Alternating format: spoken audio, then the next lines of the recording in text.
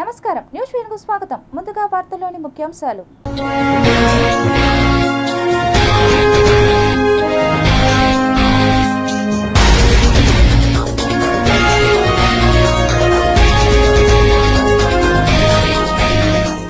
కుదిరిన సంధి, ముగిసిన యుద్ధం. అమెరికా ఇరాన్ మధ్య కుదిరిన శాంతి ఒప్పందం. అగ్ని-1 బాలిస్టిక్ క్షిపణి పరీక్ష విజయవంతం. రక్షణ మంత్రిత్వ శాఖ వెల్లడి. వాహనదారులకు షాక్, మరోసారి పెరిగిన పెట్రోల్ డీజిల్ ధరలు. సంజీవని హెల్త్ ప్రాజెక్టును ప్రారంభించిన ముఖ్యమంత్రి. 23 ఏళ్ల తర్వాత యాదమరిలో పర్యటన. మిథున లగ్నంలో దివ్యంగా ప్రారంభమైన శ్రీ గోవిందరాజ స్వామి వారి వార్షిక బ్రహ్మోత్సవాలు. వేదఘోషలు, గోవిందనామ స్మరణ నడుమ ఘనంగా ధ్వజారోహణం.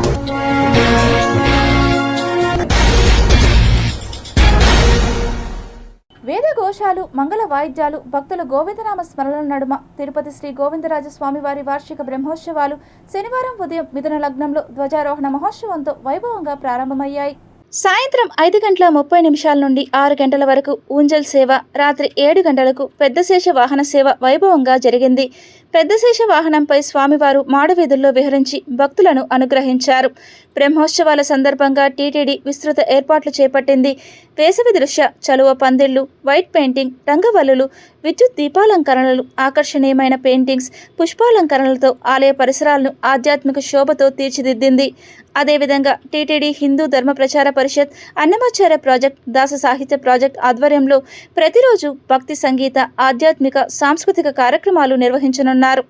ఈ కార్యక్రమంలో శ్రీ శ్రీ శ్రీ పెద్ద జీయర్ స్వామి, శ్రీ శ్రీ శ్రీ చిన్న జీయర్ స్వామి, ఆలయ deputy EO VR Shanthi, AEO AB Narayana Chowdary, సూపరింటెండెంట్లు శేషగిరి, చిరంజీవి, టెంపుల్ ఇన్స్పెక్టర్ ధనంజయరావు, రంజిత్, అర్చకులు, ఇతర అధికారులు పాల్గొన్నారు. సంజీవని ద్వారా ప్రజలకు సమగ్ర ఆరోగ్య సేవలను అందించడమే లక్ష్యం అని ముఖ్యమంత్రి నారా చంద్రబాబు నాయుడు తెలిపారు. శనివారం చిత్తూరు జిల్లా యాదమరి మండలం కండ్రిక గ్రామంలో నిర్వహించిన సంజీవని కార్యక్రమంలో ముఖ్యమంత్రి నారా చంద్రబాబు నాయుడు, జిల్లా ఇన్ఛార్జి మంత్రి రాంప్రసాద్, ఎంపీ దగ్గుమళ్ల ప్రసాదరావు, పూతులపట్టు ఎమ్మెల్యే మురళి, జిల్లా కలెక్టర్ సుమిత్ కుమార్, టాటా సంస్థ సీఈఓ గిరీష్ కృష్ణమూర్తులతో కలిసి పాల్గొన్నారు. ఈ సందర్భంగా ముఖ్యమంత్రి మాట్లాడుతూ ప్రజల ఆరోగ్యం ప్రభుత్వానికి అత్యంత ప్రాధాన్యమని తెలిపారు. ఆరోగ్యమే మహాభాగ్యం అనే భావనతో రాష్ట్ర ప్రభుత్వం ప్రిడిక్టివ్, ప్రివెంటివ్, క్యూరేటివ్ విధానంలో సంజీవని కార్యక్రమాన్ని అమలు చేస్తోందన్నారు. గత ఏడాది కుప్పంలో పైలట్ ప్రాజెక్టుగా ప్రారంభించిన సంజీవని కార్యక్రమాన్ని ప్రస్తుతం చిత్తూరు జిల్లాకు విస్తరించామని, రాష్ట్ర వ్యాప్తంగా ఆగస్టు 15 లోపు పూర్తి స్థాయిలో అమలు చేస్తామని వెల్లడించారు. ఈ ప్రాజెక్టు ద్వారా ప్రతి వ్యక్తికి డిజిటల్ హెల్త్ రికార్డు రూపొందించబడుతుందని తెలిపారు. గ్రామ స్థాయిలోనే 42 రకాల వైద్య పరీక్షలు నిర్వహించేలా చర్యలు తీసుకుంటున్నామని, ఏఐ ఆధారిత వైద్య సలహాలు, వర్చువల్ కన్సల్టేషన్, డాక్టర్ ఫాలోఅప్ సేవలు అందుబాటులోకి తీసుకువస్తామని చెప్పారు. ప్రతి కుటుంబానికి భవిష్యత్తులో ఫ్యామిలీ డాక్టర్ వ్యవస్థను కూడా తీసుకువస్తామని పేర్కొన్నారు.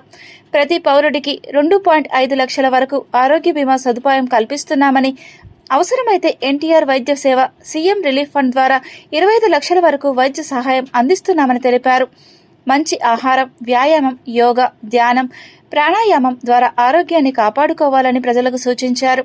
Food as medicine, kitchen as pharmacy అనే భావనతో ఆరోగ్యకరమైన జీవన విధానాన్ని అలవర్చుకోవాలని కోరారు. రాష్ట్రంలో నీటి వనరుల అభివృద్ధికి ప్రభుత్వం పెద్దపీట వేస్తోందని, హంద్రీ నీవా, గాలేరు నగరి, సోమశిల, స్వర్ణముఖి లింక్ కాలువ వంటి ప్రాజెక్టులను పూర్తి చేసి రాయలసీమను సస్యశ్యామలం చేస్తామని తెలిపారు. రాయలసీమలో పరిశ్రమలు, డేటా సెంటర్లు, డ్రోన్ సిటీలు, ఏరోస్పేస్ హబ్లు, ఫుడ్ ప్రాసెసింగ్ రంగాలకు ప్రాధాన్యం ఇస్తున్నామని చెప్పారు. హార్టికల్చర్ రంగంలో రాయలసీమను ప్రపంచ స్థాయి కేంద్రంగా తీర్చిదిద్దుతామని వెల్లడించారు. అధికారులు ప్రజలకు జవాబుదారీతనంతో పనిచేయాలని సూచించిన ముఖ్యమంత్రి పనితీరును డిజిటల్గా మానిటరింగ్ చేస్తామని తెలిపారు. వివిధ శాఖల్లో మెరుగైన పనితీరు కనబరిచిన అధికారులను సభలో అభినందించారు. అన్నింటికంటే ముఖ్యమైనది ఆరోగ్యం. నిండు ఆరోగ్యం కంటే మించిన ఆస్తి లేదు. సంపూర్ణ ఆరోగ్యంతో ఉన్నవారికి అలాంటి వ్యక్తులు అందరికంటే ధనవంతులు. ఆరోగ్యమే మహాభాగ్యమని మన పెద్దవాళ్ళు ఎన్నోసార్లు మనకు చెప్పారు.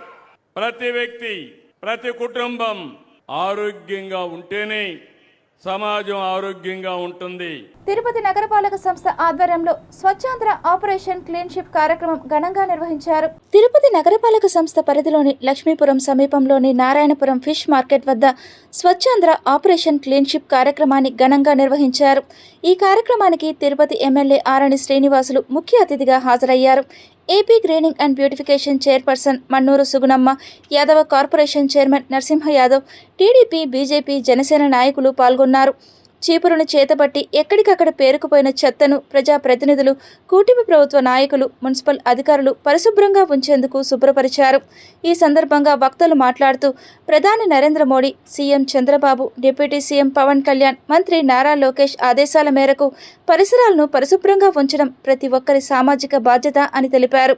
పరిసరాలు శుభ్రంగా ఉంటేనే గ్రామం నుంచి రాష్ట్ర స్థాయి వరకు అభివృద్ధి సాధ్యమని పేర్కొన్నారు. రాష్ట్ర ప్రభుత్వం ప్రతిష్టాత్మకంగా చేపట్టిన ఆపరేషన్ క్లీన్షిప్కు ప్రజల నుంచి విశేష స్పందన లభిస్తోందని, ఇళ్లు, పరిసర ప్రాంతాలను ప్రజలు స్వచ్ఛందంగా శుభ్రం చేసుకుంటున్నారని నాయకులు కొనియాడారు. ప్రతి పౌరుడు సామాజిక బాధ్యత వహించి ఇంటి పరిసర ప్రాంతాలను పరిశుభ్రంగా ఉంచుకోవాల్సిన బాధ్యత ప్రతి ఒక్కరిపై ఉందని యువత ఆ దిశగా అడుగులు వేయాలని ఆకాంక్షించారు. స్వచ్ఛ సర్వేక్షణ్ అనే ఆలోచనతో గౌరవ ముఖ్యమంత్రి గారు, గౌరవ ఉప ముఖ్యమంత్రి గారు, గౌరవ మోదీ గారి ఆలోచనలతో ఈ యొక్క స్వచ్ఛ సర్వేక్షణ్ భాగంగా ఈ వారం రోడ్లను క్లీన్ చేయడం, అందులో తిరుపతి నగరంలో లక్ష్మీపురం కూడలిలో చేపల మార్కెట్ ఎదురుగా ఉన్న ఈ యొక్క కుంటను దీన్ని కూడా పరిశుభ్రత చేయడానికి ప్రభుత్వం అన్ని కూడా చర్యలు తీసుకోవడం కూడా ప్రతిపాదిస్తున్నాము. 4 వారాల పాటు ఈ కార్యక్రమం జరుగుతుంది. ప్రతి వారం మొదటి రోజు మన కూటమి నాయకులు అదేవిధంగా పబ్లిక్తో పార్టిసిపేట్ చేసి ప్రతి వారం కూడా ఈ కార్యక్రమం ఇనాగ్రేషన్ లాగా చేసి ప్రోగ్రామ్ స్టార్ట్ చేయడం జరుగుతుంది. ప్రజలందరూ కూడా దీంట్లో అదేవిధంగా రెసిడెన్షియల్ వెల్ఫేర్ నాయకులందరూ, అదేవిధంగా NGOs అందరూ కూడా ఈ కార్యక్రమంలో పాల్గొని జయప్రదం చేయాలని చెప్పి కోరుకుంటాం. మున్సిపల్ కమిటీ వాళ్ళంతా కూడా సిబ్బంది చాలా శుభ్రతగా ఉండి ఉదయకాలంకంతా వెళ్ళి వాళ్ళ డ్యూటీలో ఇక్కడ ఉండి వాళ్ళు చేస్తున్నారు కాబట్టి ఈరోజు ఇక్కడ శుభ్రత ఉంది. ఇక్కడ కూడా నీట్గా శుభ్రతగా ఈ గుంతలన్నీ కూడా పూడ్చివేసి ఇక్కడ శుభ్రతగా ఉండాలని ఈరోజు ఇక్కడ కార్యక్రమం జరపడం జరిగింది. ఇది ఎప్పుడు కూడా పరిశుభ్రత ముందుకు వెళ్ళాలని కూడా కోరుకుంటున్నాను. యువత మత్తు పదార్థాలకు బానిసై జీవితాలను నాశనం చేసుకోవద్దని తిరుపతి జిల్లా ఎస్పీ సుబ్బరాయుడు హెచ్చరించారు. మత్తుకు దూరంగా ఉండాలని పిలుపునిచ్చారు. యువత మత్తు పదార్థాలకు అలవాటు పడి తమ బంగారు భవిష్యత్తును, జీవితాలను చిత్తు చేసుకోవద్దని తిరుపతి జిల్లా ఎస్పీ సుబ్బరాయుడు పేర్కొన్నారు. మత్తు పదార్థాల వినియోగం వల్ల ఆరోగ్యంతో పాటు కుటుంబాలు కూడా రోడ్డున పడుతున్నాయని ఆయన ఆవేదన వ్యక్తం చేశారు. గంజాయి, డ్రగ్స్ వంటి వాటికి యువత దూరంగా ఉండాలని, తల్లిదండ్రులు కూడా పిల్లలపై ప్రత్యేక శ్రద్ధ వహించాలని ఎస్పీ సూచించారు. మత్తు పదార్థాల సరఫరా, విక్రయాలపై పోలీస్ శాఖ ఉక్కుపాదం మోపుతోందని, అలాంటి వారిపై కఠిన చర్యలు తీసుకుంటామని ఎస్పీ సుబ్బరాయుడు హెచ్చరించారు. యువత మన దేశ భవిష్యత్తు. ఒక్కసారి మత్తుకు అలవాటు పడితే జీవితం నాశనమైనట్టే. క్షణికావేశంలో తీసుకునే నిర్ణయాలు జీవితాంతం బాధిస్తాయి. గంజాయి, డ్రగ్స్ కు నో చెప్పండి. మీ భవిష్యత్తును మీ చేతులారా పాడు చేసుకోవద్దు. మత్తు వద్దు, ప్రగతి ముద్దు అని పిలుపునిచ్చారు.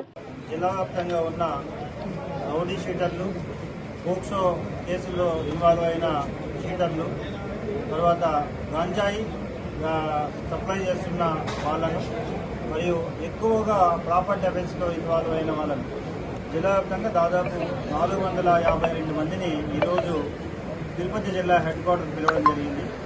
ఎవరైతే కంటిన్యూగా అఫెన్సెస్లో ఇన్వాల్వ్ అవుతారో, కంటిన్యూగా మళ్ళీ అఫెన్సెస్లో ఇన్వాల్వ్ అవుతారో వారిపై కఠిన చర్యలు తీసుకుంటారని వాళ్ళకి చెప్పడం జరిగింది, హెచ్చరించడం జరిగింది. ఇటీవల కాలంలో దాదాపు 17 వరకు ఎన్డీపీఎస్ పీడీ యాక్ట్ కేసులు పెట్టడం జరిగింది.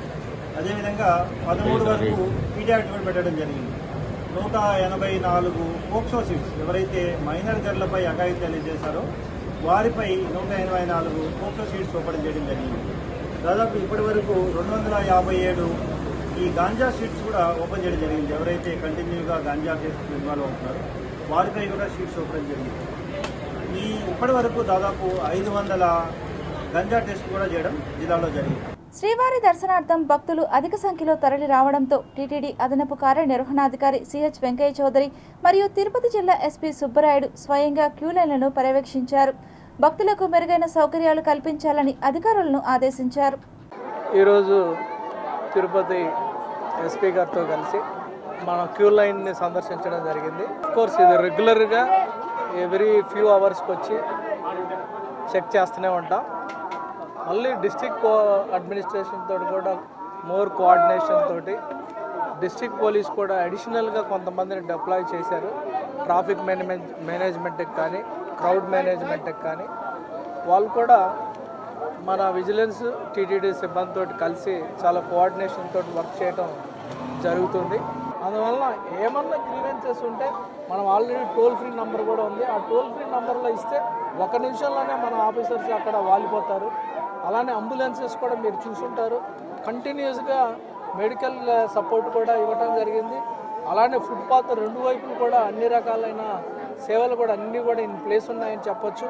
అలానే బటర్ మిల్క్ దాదాపు మనం 45,000 లీటర్స్ ఎవ్రీడే ఇప్పుడు వాడుతున్నాం. దాదాపు 50,000 లీటర్స్ మిల్క్ కూడా మనం వాడుతున్నామండి. ఒక 24/7 పోలీస్ విభాగము, తర్వాత టీటీడీ విభాగము, తర్వాత విజిలెన్స్ విభాగాలు కలిసి కోఆర్డినేషన్తో పనిచేస్తుంది. భక్తుల యొక్క భద్రత, భక్తుల యొక్క సంతోషమే బాధ్యతగా పోలీసు విభాగం ఇతర విభాగాలతో కోఆర్డినేట్ చేసుకొని పనిచేస్తుంది. ఇక్కడ ఏ ఇబ్బంది వచ్చినా ఇమ్మీడియట్గా రెస్పాండ్ అవ్వడానికి అటు ట్రాఫిక్లో అయితేనేమి, పోలీసు విభాగంలో అయితేనేమి అన్ని రకాల చర్యలు తీసుకుంటున్నాం.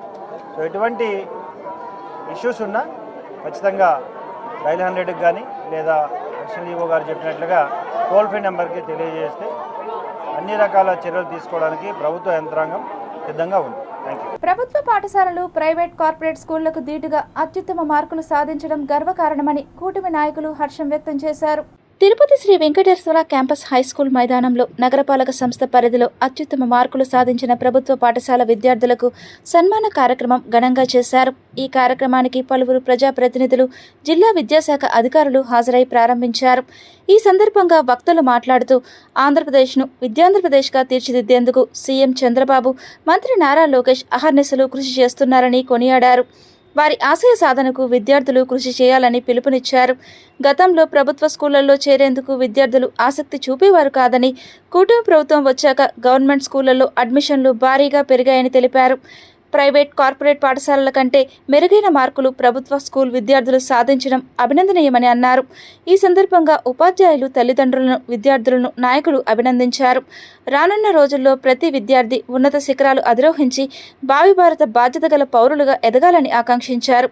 ఏపీ సీఎం చంద్రబాబు నాయుడు, మంత్రి నారా లోకేష్ చొరవతో ప్రభుత్వ బడులు కార్పొరేట్కు ధీటుగా మారాయని, ఈ రోజు మన పిల్లలు ప్రైవేట్ స్కూళ్లను మించి మార్కులు తీసుకురావడం ఇది కూటమి ప్రభుత్వ విజయం అన్నారు.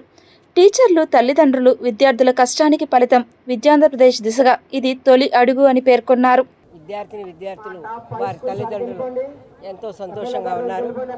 దానిలో భాగంగా మరి జూన్ 12వ తారీఖున ప్రారంభమయ్యేటువంటి పాఠశాలలు మరి బడి పిలుస్తుంది కార్యక్రమం ద్వారా ఇంకా ఎంతో మందిని మరి ఒక పర్సంటేజ్ ఆఫ్ అడ్మిషన్స్ పెంచాలని తప్పకుండా పిల్లలందరినీ కూడా తల్లిదండ్రులు తెలుసుకొని అటువంటి ప్రభుత్వ పాఠశాలలో చదివించి ప్రోత్సహించాలని కోరుకుంటూ వాళ్ళందరినీ కూడా సహకరించి పూర్తి స్థాయిలో పేద బడుగు బలహీన వర్గాల కోసం విద్యని దరిచేర్చడమే కాకుండా వారి జీవితాల్లో వెలుగు నింపే విధంగా కూడా నారా లోకేష్ గారు చేస్తున్న కృషిని ఈరోజు అభినందిస్తూ ఉన్నాం. స్కూల్లో పిల్లలు ఉత్తీర్ణత రావడం దానికి ఎవరన్నా ముఖ్య కారణం అంటే మన విద్యాశాఖ మంత్రి నారా లోకేష్ గారు చొరవతో ఫస్ట్ టైం ప్రింట్ అండ్ మీడియాలో గవర్నమెంట్ స్కూల్ పిల్లలది రావడం, తిరుపతిలో ముఖ్యంగా ప్రచార రథం బడి పిలుస్తోందనే ప్రోగ్రాం పెద్ద ఎత్తున కండక్ట్ చేస్తుంది.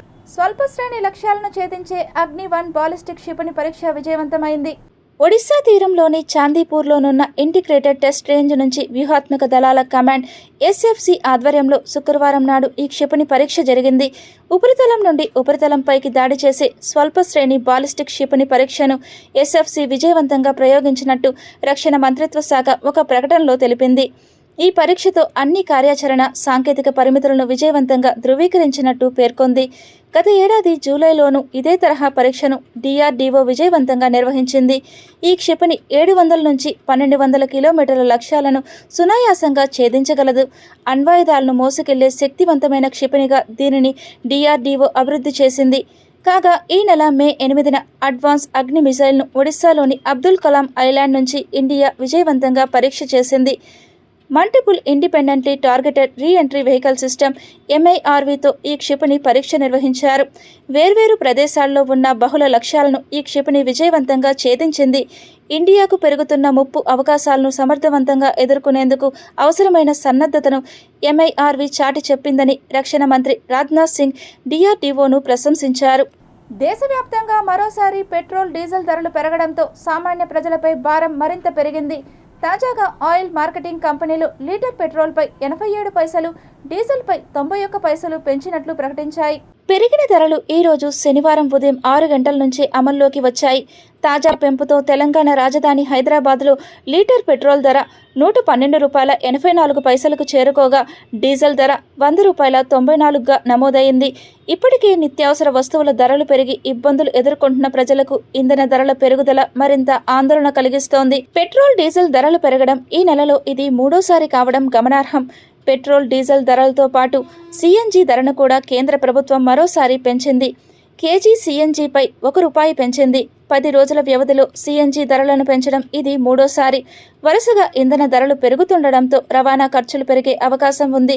దాంతోపాటు కూరగాయలు, సరుకులు, ప్రయాణ ఛార్జీలపై కూడా ప్రభావం పడే అవకాశం ఉందని మార్కెట్ వర్గాలు చెబుతున్నాయి.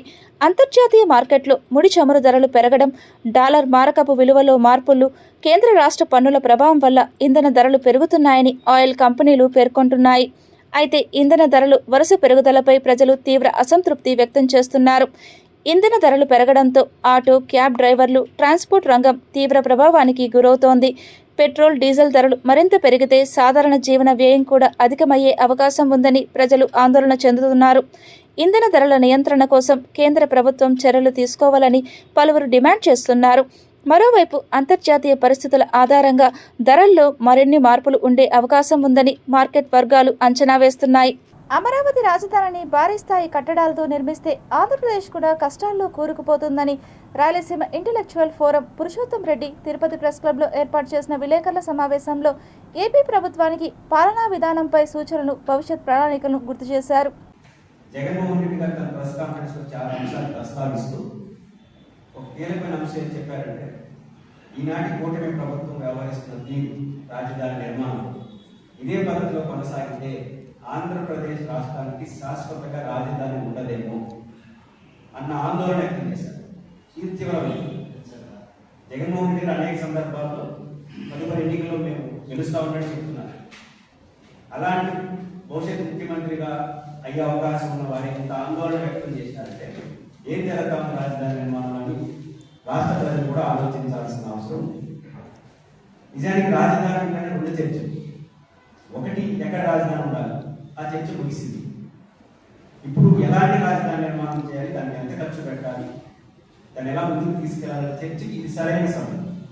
చాలా మంది ఇంకా ఇది వివాదం చేస్తున్నారని మాట్లాడేవారు ఉన్నారు. అది సరైనది కాదు. వివాదం ఎప్పుడవుతుంది, మళ్ళీ రాజధాని ఎక్కడ పెట్టాలని చర్చ అంటే వివాదం అవుతుంది. రాజధాని నిర్మాణం ప్రారంభమైన దశలో ఎలా నిర్మాణం చేయాలి, ఎంత ఖర్చు పెట్టాలి, ఎలాంటి కార్యాలయాలు కట్టుకోవాలి అనే దానిపైన, లేదా ప్లేస్లో అభివృద్ధి మార్పులు ఏమైనా చేసుకోవాలని డిజైన్లో అనేదానికి ఇది సరైన సమయం. నిర్మాణ దశ ప్రారంభ పునాది దశలో ఉన్నప్పుడే మనం అన్ని మాట్లాడుకోవాలి. అయిపోయిన తర్వాత చేయగలిగిన మేము అందులో ఇది సరైన సమయంగానే నేను భావిస్తున్నాను. ప్రధానంగా రాజధాని నిర్మాణానికి సంబంధించి అనేక అంశాలు చర్చనీయాంశం. తిరుమల శ్రీవారిని పలువురు ప్రముఖులు దర్శించుకుని మొక్కులు చెల్లించుకున్నారు. శనివారం ఉదయం నైవేద్య విరామ సమయంలో స్వామివారిని ఉత్తరప్రదేశ్ మంత్రి దయశంకర్ సింగ్, ఎంపీ లావు శ్రీకృష్ణదేవరాయలు, కర్ణాటక మాజీ ముఖ్యమంత్రి బిఎస్ యడియూరప్ప స్వామివారిని వేరువేరుగా కుటుంబ సభ్యులతో కలిసి దర్శించుకుని మొక్కులు చెల్లించుకున్నారు. అనంతరం ఆలయ రంగనాయకుల మండపంలో వేద పండితులు వేద ఆశీర్వచనం చేయగా ఆలయ అధికారులు స్వామివారి తీర్థ ప్రసాదాలను అందజేశారు. We have visited the secret place. Just now, Swami Darshan. We have come to with family. We have come here. So I will bless. I will request God, Tirumala, to give us strength to strengthen our party in the Karnataka and also come to power in Karnataka. That's all my request. So ధన్యవాదాలు. నమస్కారం. Chittoor railway స్టేషన్ను ఆధునిక హంగులతో తీర్చిదిద్దడమే కూటమి ప్రభుత్వ లక్ష్యమని Chittoor parliament సభ్యులు దగ్గుమళ్ల ప్రసాదరావు తెలిపారు. చిత్తూరు రైల్వే స్టేషన్ ఆధునీకరణ పనులను సకాలంలో పూర్తి చేయాలని రైల్వే అధికారులను ఆదేశించినట్లు చెప్పారు. పనుల పురోగతిని ఎప్పటికప్పుడు సమీక్షించాలని సూచించినట్లు వివరించారు. చిత్తూరు ప్రజల ఆకాంక్షలకు అనుగుణంగా చిత్తూరు రైల్వే స్టేషన్లో రైళ్లన్నింటినీ ఆపేందుకు కృషి చేస్తున్నానని ఆయన పేర్కొన్నారు. కేంద్ర రాష్ట్ర ప్రభుత్వాల సహకారంతో ఇప్పటికే లక్ష్యాన్ని చేరుకునే దిశగా అడుగులు వేస్తున్నామని వెల్లడించారు. చిత్తూరు రైల్వే స్టేషన్ను Chittoor MP Daggumalla Prasadarao, CUDA chairperson Katari Hemalatha, TDP జిల్లా ప్రధాన కార్యదర్శి సునీల్ చౌదరి, టీడీపీ సీనియర్ నేత చంద్రప్రకాష్, మాజీ జిల్లా ప్రధాన కార్యదర్శి కోదండ యాదవ్, రైల్వే అధికారులు, కూటమి నాయకులు, కార్యకర్తలు రైల్వే అధికారులతో కలిసి తనిఖీ చేశారు. ఈ సందర్భంగా చిత్తూరు రైల్వే స్టేషన్ ఆధునీకరణ పనుల పురోగతిని రైల్వే స్టేషన్ అధికారులను అడిగి తెలుసుకున్నారు. అదే సమయంలో రైల్వే స్టేషన్ ఆధునీకరణ పనుల్లో ఎందుకు జాప్యం జరుగుతోందని ఆయన రైల్వే అధికారులను ప్రశ్నించారు. అలాగే చిత్తూరు రైల్వే స్టేషన్ను క్షుణ్ణంగా పరిశీలించి మౌలిక సదుపాయాల పనుల పురోగతిని సమీక్షించారు. పనుల్లో జాప్యం జరగకుండా రైల్వే అధికారులు, కాంట్రాక్టర్లు పరస్పర సమన్వయంతో వ్యవహరించాలని ఆయన ఆదేశించారు.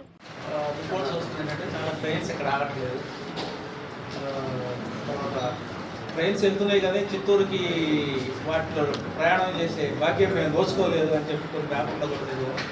కానీ ఇక్కడ మొత్తం 33 ట్రైన్లు వెళ్తున్నాయి. ఇటు వెళ్ళటం కానీ పాకాల సైడ్ వెళ్ళటం కానీ కాట్పాడి సైడ్ వెళ్ళటం. ఈ 33 ట్రైన్లో 6 ట్రైన్లు మాత్రమే ఇక్కడ ఆపకుండా వెళ్తారు. దానిలో నెలకి 45 లక్షలు రెవెన్యూ వస్తుంది. అట్లాగే రిజర్వేషన్ టికెట్స్లో 169 మందికి ట్రావెల్ చేస్తే దగ్గర 36 లక్షలు. సో వీటితో పాటు పార్సల్ సర్వీస్ ఉంది ఇక్కడ నుంచి మళ్ళీ అవుట్వర్డ్ సర్వీస్ కూడా ఉంది. ఇన్వర్డ్ సర్వీస్లో దగ్గర 35 క్వింటాల్స్ మనం ఇక్కడ హ్యాండిల్ చేస్తాం. అలిపిరి వద్ద మున్సిపల్ సిబ్బంది తోపుడు బండ్లను తొలగించడం అత్యంత హేయమైన చర్యని, యథావిధిగా వ్యాపారాలు చేసుకోవడానికి అనుమతులు ఇవ్వాలని, లేని పక్షంలో మరింత ఉధృతం చేస్తామని సిఐటియు నాయకులు హెచ్చరించారు. తిరుపతి నగరపాలక సంస్థ కార్యాలయం వద్ద బైఠాయించి నిరసన వ్యక్తం చేశారు. అలిపిరి దగ్గర ఈవేళ ఉదయాన్నే అక్కడ తోపుడు బండ్ల మీద వ్యాపారాలు చేసుకుంటున్న వారిని మున్సిపల్ సిబ్బంది, పోలీసులు వెళ్లి అక్రమంగా, అన్యాయంగా దౌర్జన్యం చేసి మహిళలను చూడకుండా కొట్టి తోపుడు బండ్లను తొలగించారు. తోపుడు బండ్లను తొలగించడం అన్యాయమని సిఐటి నేతలు వెళితే సిఐటి నేతలు అడ్డుకుంటే పోలీసులు నిర్దాక్షిణ్యంగా అరెస్ట్ చేశారు. నిరుపేదలైనటువంటి వాళ్ళు బతుకుదెరువు కోసం ఏళ్ల తరబడి తోపుడు బండ్ల మీద వ్యాపారాలు చేసుకుని జీవిస్తుంటే నిన్నటి రోజున పోలీసు అధికారులు, అదేవిధంగా మున్సిపల్ అధికారులు వెళ్లి ఆ ప్రాంతాన్ని పరిశీలించి మీరు తోపుడు బండ్లను తొలగించకపోతే మేమే తొలగిస్తామని చెప్పి హెచ్చరిక జారీ చేసి వచ్చారు. మేము అడుగుతున్న మున్సిపల్ అధికారులని, మీకు చేతనవుతే తిరుపతి నగరంలో అనేక చోట్ల ఆక్రమించుకున్నారు, అనుమతులు లేకుండా బిల్డింగులు కట్టుకున్నారు, వాళ్ళని తొలగించండి తప్ప ఏదో ఫుట్పాత్ల మీద పేదవాళ్ళు తోపుడు బండ్ల మీద వ్యాపారాలు చేసుకుంటే వాళ్ళు తొలగించడాన్ని సరైనటువంటి కాదని చెప్పి మీ చర్యలను సిఐటిగా ఖండిస్తుంది. చల్లాచెదురు చేయడము, పోలీసులు బలవంతంగా తీసుకొని వచ్చి ఈరోజు వెస్ట్ పోలీస్ స్టేషన్కి తరలించడం, అక్కడ అరెస్టులు చేసి తరలించడం అనేది చాలా దుర్మార్గమైన విషయం. అలాగే మేము ఈరోజు చెప్తా ఉన్నాం, ఇదే విధంగా కొనసాగితే మేము చూస్తా ఊరుకోము. గతంలో కూడా ఇదే విధంగా జరిగితే 14 రోజులు మున్సిపల్ ఆఫీస్ కాడ టెంట్ వేసుకొని విజయరామరాజు గారు కమిషనర్గా ఉన్నప్పుడు మేము చాలా పెద్ద ఎత్తున పోరాటాలు చేసి మేము సాధించుకున్న పరిస్థితి కనపడుతుంది. అదేవిధంగా ఈ రోజు నుంచి దశల వారీగా పోరాటాన్ని తీసుకొని వచ్చి ఈ పోరాటాన్ని ఉధృతం చేస్తామని తెలియజేస్తున్నాం. పిల్లల్ని కనమని చెప్పే హక్కు ముఖ్యమంత్రి చంద్రబాబుకు ఎవరిచ్చారని మహిళా సంఘాల నాయకులు మండిపడ్డారు. తిరుపతి యశోదానగర్లోని సిపిఎం కార్యాలయంలో పిల్లల్ని కనే హక్కు మహిళదే అనే అంశంపై రౌండ్ టేబుల్ సమావేశం నిర్వహించారు.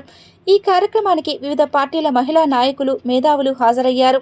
ఈ సందర్భంగా మహిళా నేత సాయి లక్ష్మి మీడియాతో మాట్లాడుతూ ముఖ్యమంత్రి చంద్రబాబు నాయుడు ఎన్నికల ముందు ఇచ్చిన హామీలను అమలు చేయడంలో విఫలమయ్యారని విమర్శించారు. ఇటీవల సీఎం 3 పిల్లలకు 30,000, 4కి 40,000 అని ప్రకటించడం బాధాకరమని ఆవేదన వ్యక్తం చేశారు. పిల్లల్ని కనాలని చెప్పే హక్కు, స్త్రీ హక్కులను కాలరాసే విధంగా మాట్లాడే అధికారం ముఖ్యమంత్రికి ఎవరిచ్చారని ఆమె ప్రశ్నించారు. ముందు ఎన్నికల హామీలను నెరవేర్చి ప్రజలకు సంక్షేమం అందించాలని, మహిళలపై హుకుం జారీ చేసే హక్కు సీఎంకు లేదని మహిళా సంఘాల నేతలు స్పష్టం చేశారు. చంద్రబాబు నాయుడు గారు 3 పిల్లల్ని కంటే 30,000, 4 పిల్లల్ని కంటే 40,000 ఇస్తామని చెప్పేసి మహిళలందరికీ ఆస్తి అంటే ఏంటంటే పిల్లలు భారం అనుకోవద్దండి. ఈరోజు పిల్లలే ఆస్తి అని చెప్పేసి అనుకొని 3, 4 కనండి అని చెప్పేసి చెప్పారు. ఆ మాటలకు సంబంధించి ఈరోజు ఐద్వా అట్లనే శ్రామిక మహిళ సంయుక్తంగా మేము రౌండ్ టేబుల్ సమావేశం ఏర్పాటు చేశాము. ముఖ్యమంత్రి గారిని మేము అడుగుతున్నది ఏంటంటే 3 పిల్లలు, 4 పిల్లల్ని కనడానికి మహిళలు ఎవరు ఇబ్బంది ఏం లేదు. అసలు మీరు ఏం చేస్తారు?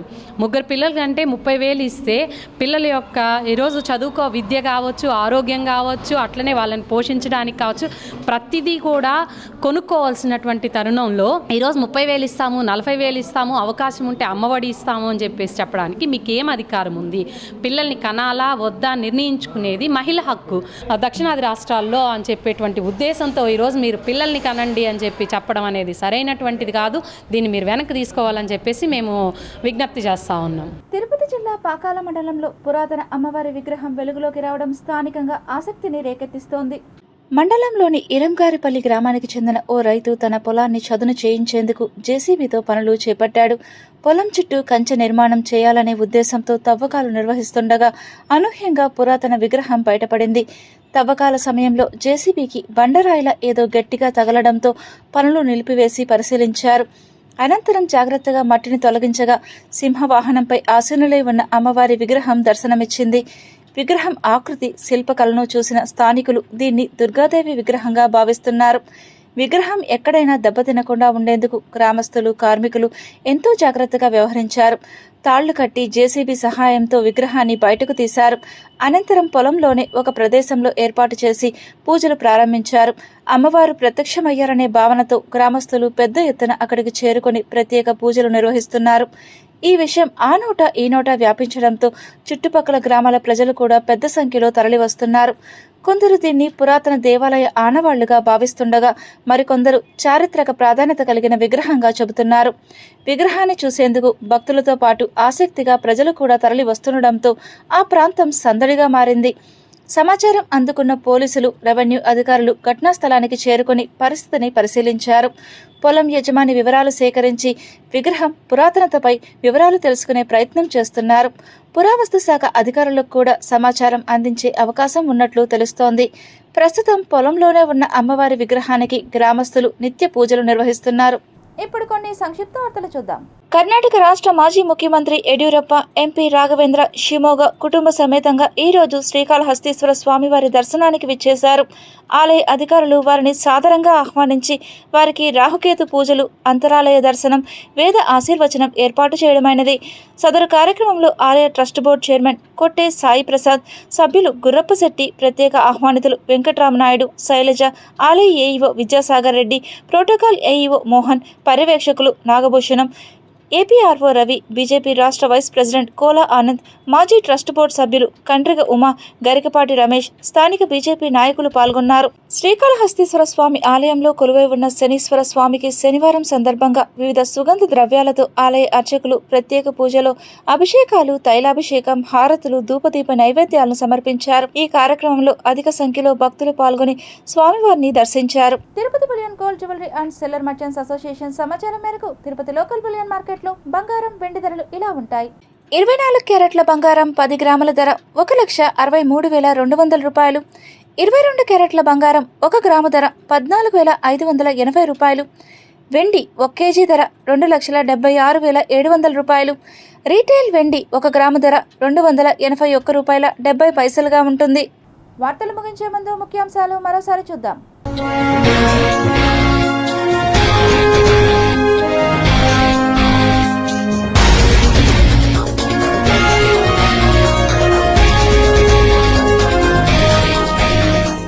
కుదిరిన సంధి, ముగిసిన యుద్ధం, అమెరికా ఇరాన్ మధ్య కుదిరిన శాంతి ఒప్పందం. అగ్ని-1 బాలిస్టిక్ క్షిపణి పరీక్ష విజయవంతం, రక్షణ మంత్రిత్వ శాఖ వెల్లడి. వాహనదారులకు షాక్, మరోసారి పెరిగిన పెట్రోల్, డీజిల్ ధరలు. సంజీవని హెల్త్ ప్రాజెక్టును ప్రారంభించిన ముఖ్యమంత్రి, 23 ఏళ్ల తర్వాత యాదమరిలో పర్యటన. మిథున లగ్నంలో దివ్యంగా ప్రారంభమైన శ్రీ గోవిందరాజ స్వామివారి వార్షిక బ్రహ్మోత్సవాలు, వేదఘోషలు, గోవిందనామ స్మరణ నడుమ ఘనంగా ధ్వజారోహణం.